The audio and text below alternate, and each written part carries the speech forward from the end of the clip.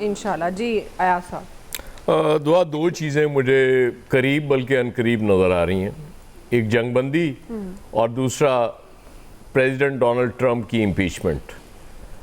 पहले हम सिर्फ कह रहे थे पागल, अब अमेरिका के अंदर से सीनियर सियासतदान कह रहे हैं कि ये पागल हो चुका है शख्स और मज़ीद इसको क़यादत का ये हल नहीं रहा, इसको हटाना पड़ेगा। वो 25th अमेंडमेंट की बात कर रहे हैं कि उसको इस्तेमाल करे कांग्रेस और ट्रंप से जान छुड़ाई जाए। अब गालियां देना, और पहली बार अमेरिका की तारीख में पहली बार हुआ है कि उनके न्यूज़ चैनल्स को ये वार्निंग के साथ चलाना पड़ा ट्रंप की ये गालियां कि अब आप 18 देखें, सिर्फ बच्चे इसको ना देखें, इसी छोटी उम्र के लोग।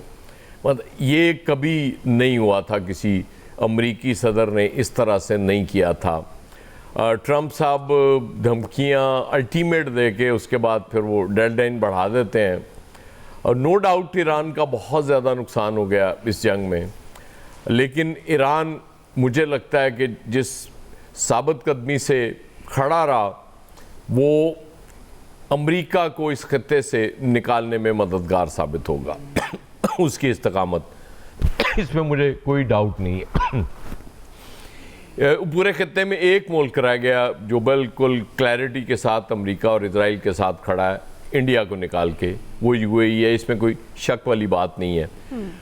बाकी गल्फ स्टेट्स अब ये सोचने पे मजबूर होंगी कि इतना ज़्यादा इन्वेस्टमेंट दे के उनके फौजी अड्डे बनवा के शील्ड तो कोई नहीं मिली, उनकी हिफाजत तो नहीं हो सकी। अलबत्ता खित्ते में एक मुल्क ऐसा उभर के सामने आया जिसके बारे में तसव्वुर नहीं किया जा सकता था, वो पाकिस्तान है। बिल्कुल, कि जो इस लेवल पे जाके जिसने डिप्लोमेसी की और आज पूरी दुनिया उसका एतराफ़ कर रही है, और इसीलिए दो लोगों के साथ बहुत बुरी हो रही है, एक डोनाल्ड ट्रंप के साथ और दूसरे नंबर पे अपने मोदी जी हैं। उनसे भी बार बार सवाल हो रहा है कि हुजूर तुसी किथे हो, सुते पे मतलब जाग जाओ, कुछ तो कर लो, लेकिन अब वो कर कुछ नहीं सकते। ट्रंप की तरह फिर इनका भी वक्त आ गया आपके? इनका भी बिल्कुल वक्त आएगा, और वो ज़ाहिर है इंडिया में उस तरह से कोई चीज़ होती नहीं है जिस तरह अमेरिका में हो सकती है। लेकिन ये भी नरेंद्र मोदी जी भी अब मुझे ज़्यादा देर वहाँ नज़र नहीं आ रहे, क्योंकि इन्होंने भी कांग्रेस का और बाकी जो मुखालिफ जमातें हैं उनका इल्ज़ाम है कि इन्होंने इलेक्शन मैनेज किया, एक्स्ट्रा वोट डलवाए गए, वहाँ भी कोई इलेक्शन कमीशन पाकिस्तान की तरह बनाया गया और सिलेक्शन को आखिरी दिनों में उन्होंने कर ली थी। इस सब के बावजूद मुझे ज़्यादा देर नरेंद्र मोदी भी वहाँ इक़्तिदार में नज़र नहीं आ रहे। ट्रंप साहब के लिए बहुत बेहतर होगा कि वो जंगबंदी का इब्तदाई ही ऐलान कर दें आज जब वो खिताब करने जा रहे होंगे, तो मेरा ख़्याल है कि ये एक अपने साथ और अमेरिका के साथ वो नेकी करेंगे, क्योंकि उन्होंने पूरी दुनिया में अमेरिका को लिटरली आइसोलेट कर दिया, कि यूरोप पूरा नाराज़ कर दिया, गल्फ स्टेट्स को नाराज़ कर दिया, उनके पल्ले तो कुछ भी नहीं रहा ना प्रैक्टिकली। दुनिया में ये भी पहली बार ही हुआ है कि वो नेशंस जो बहुत ज़्यादा क्लोज अमेरिका के, और अमेरिका की एक बात पे वो हर काम करने के लिए तैयार हो जाती थी, वो खड़ी हुई सामने कि हम, मतलब इतनी ज़्यादा धमकियाँ। आप उसकी यूके की मिसाल ले लें, तो सुपर पावर की जो हवा थी वो तो बज़ाहिर है वो तो निकल चुकी, वो तो गुब्बारे से इतनी हवा निकल चुकी है।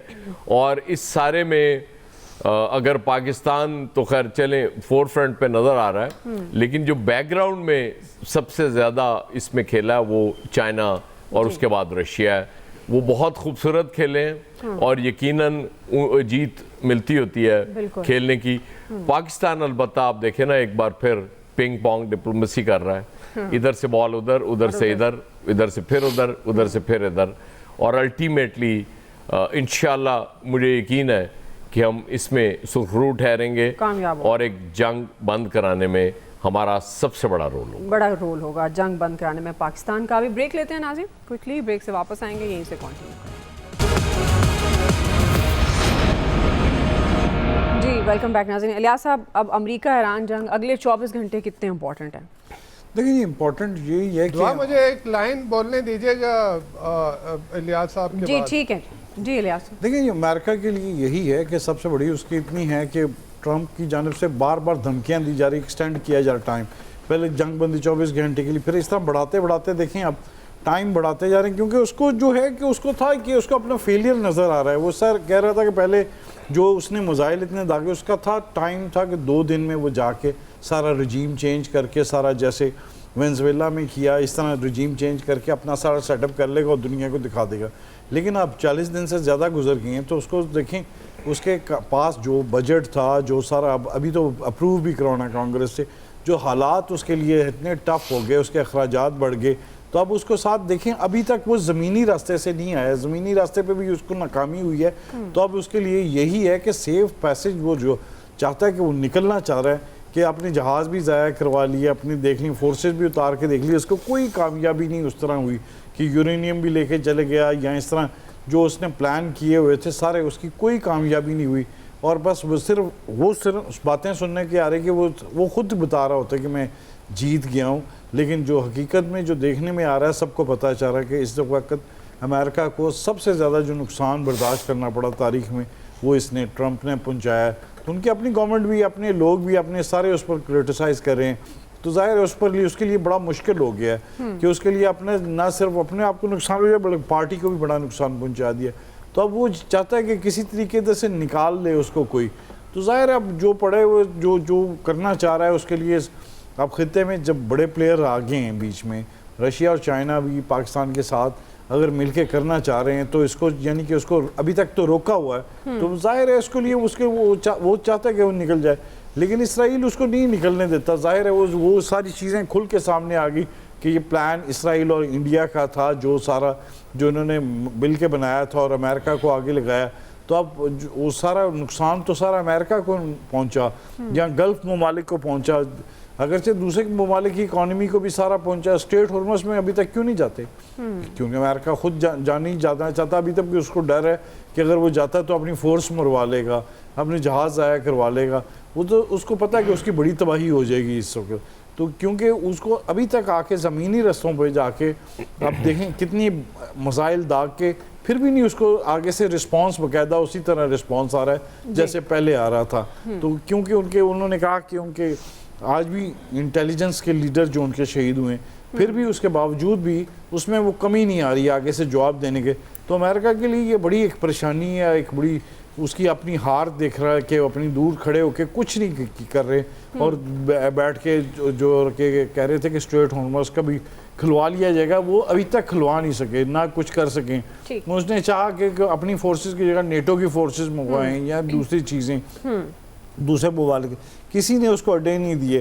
अब देख लें रात भी कुवैत की जानिब से अड्डे से अगर कोशिश की है तो आगे से बाकायदा बराबर जवाब आ रहा है। तो इस जवाब की वजह से अब देख लें अमेरिका के लिए उधर ठहरना यही है कि वो खामोशी से या तो चुप करके चले जाए, उसके लिए एक बहुत ही सबसे अच्छा है कि अगर चले जाता तो उससे दूसरे ममालिक को भी फ़ायदा होगा और उसकी ये है कि इज्जत भी बच जाएगी। सही ठीक है जी। नवीद साहब आप कमेंट करना चाह रहे थे क्विकली?